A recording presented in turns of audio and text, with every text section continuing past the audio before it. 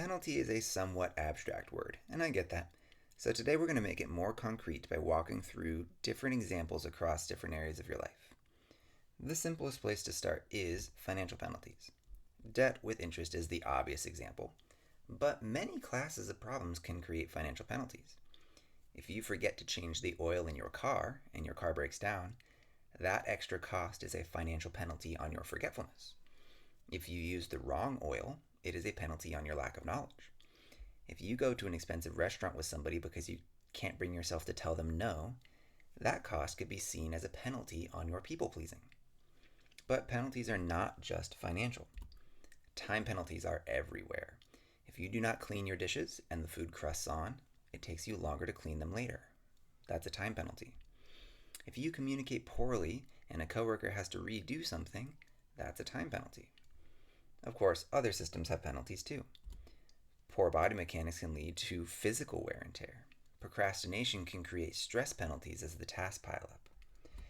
Indecision leads to mental effort penalties from constant rumination. Once you start looking for it, you'll see it everywhere. We all have lots of problems, and we pay penalties on them all day long. Another thing that you will never unsee after I explain it is the concept of emotional penalties. Let's say you had a small falling out with a coworker. It would take a 15-minute uncomfortable conversation to clear the air. There's your problem debt. But until you pay it back, you will face emotional penalties. Maybe you feel a wave of anger every time you replay the event in your mind. Maybe you have a wave of fear every time they walk by you and you think about talking to them. Sadness, bitterness, resentment, frustration, you name it. A large chunk of the emotions we face every day are the byproducts or the penalties of various unsolved problems in our lives. And yet, we only have a finite emotional bandwidth, and every needless emotional penalty pushes us a little closer to that edge. Now, all this talk of penalties might feel discouraging because solving problems is not trivial and we have lots of problems. But it's also encouraging because it does show a path forward.